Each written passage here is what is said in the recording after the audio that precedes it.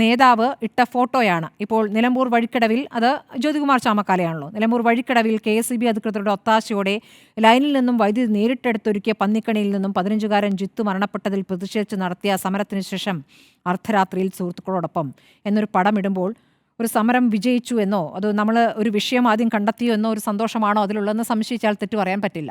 ആ രൂപത്തിലാണ് പടം കൊടുത്തത്. അത് അനൗചിത്യമായി എന്ന് തോന്നിയതുകൊണ്ടാവാം പിന്നെ ആ പടം പിൻവലിച്ചു എന്നാണ് കേൾക്കുന്നത്. അപ്പോൾ ഇല്ല.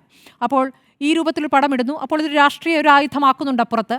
പക്ഷേ ഈ വിഷയം രാഷ്ട്രീയമാണെങ്കിലും ഇവിടെ വിവിധ വകുപ്പുകൾ എത്രത്തോളം ഈ വിഷയത്തെ അഡ്രസ്സ് ചെയ്യുന്നു എന്നൊരു പ്രധാനപ്പെട്ട വിഷയമാണ്. ഇതല്ലാതെ തന്നെ നിലമ്പൂരിൽ ഒരു പ്രചാരണ വിഷയമാണ് അല്ലേ?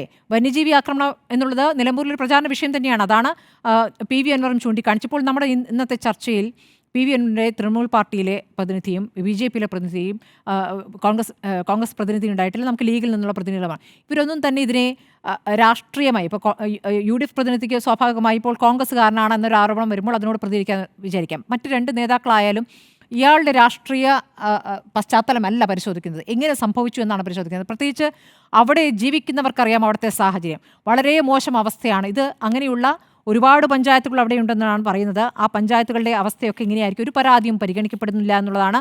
ഇത് രാഷ്ട്രീയ ഗൂഢാലോചന എന്ന പ്രതികരണം ഏറ്റവും മനുഷ്യത്വരഹിതമായി പോയി എന്നുള്ളതാണ് പറയാനുള്ളത്.